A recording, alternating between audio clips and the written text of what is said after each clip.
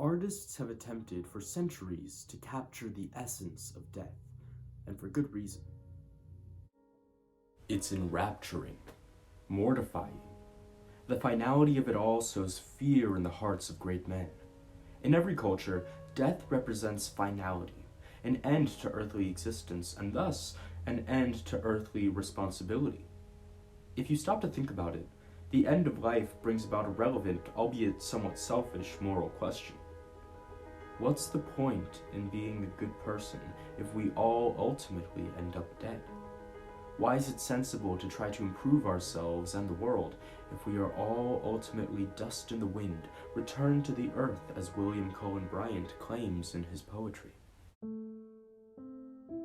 Some find their answers to this question in spirituality.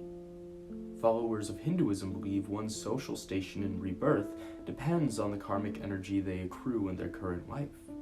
Believers of Christianity prefer a more permanent afterlife, and that the quality of their extraplanar experience largely depends on their actions in life.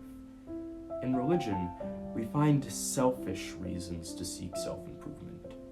Do good, and you will be personally awarded after death. You should do good, because then the universe will do good things for you. Maintaining this philosophy isn't at all wrong, but there's a more tangible and selfless answer, one that great artists and thinkers have already stumbled upon over and over again. We should do good to leave the world better than we found it. This is The Death of Socrates, completed in 1787 by Jacques-Louis David. The titular figure is in the portrait's center. This is Socrates. At the time this portrait is supposed to be set, Socrates was at the end of his life.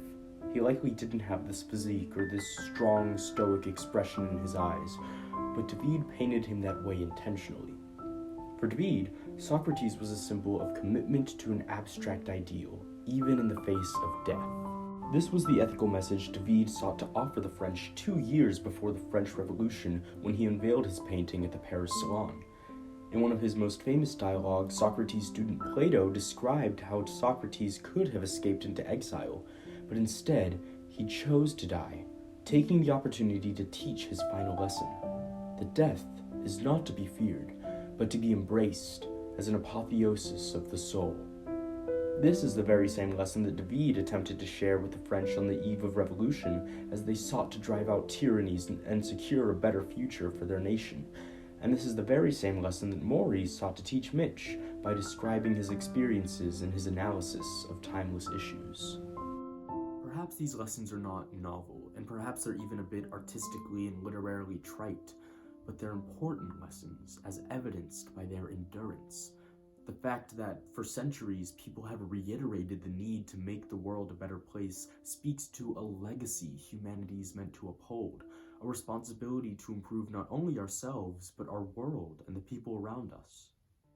I think Rachel Carson said it best in her book, Silent Spring. The book focuses primarily on environmental science, specifically the danger of pesticides such as DDT and the damage they threatened to wildlife and the natural world in the pre-EPA United States. Although her lessons are much more focused than Maury Schwartz's, their messaging on the obligation to endure is the same. Carson writes, "There is still very limited awareness of the nature of the threat. We urgently need an end to these false assurances, to the sugarcoating of unpalatable facts.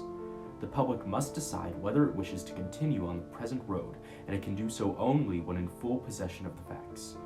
In the words of Jean Rostand, the obligation to endure gives us the right to know."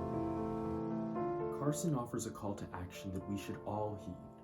Continue to act selfishly and leave desolation in our wake, or work to become better people, to make a better world, to heal the ills of society with proactive intent and resolve the issues of our age so that when we leave this world, we leave it better for those who come after us. So let's ask ourselves, how will we work to leave the world better than we found it?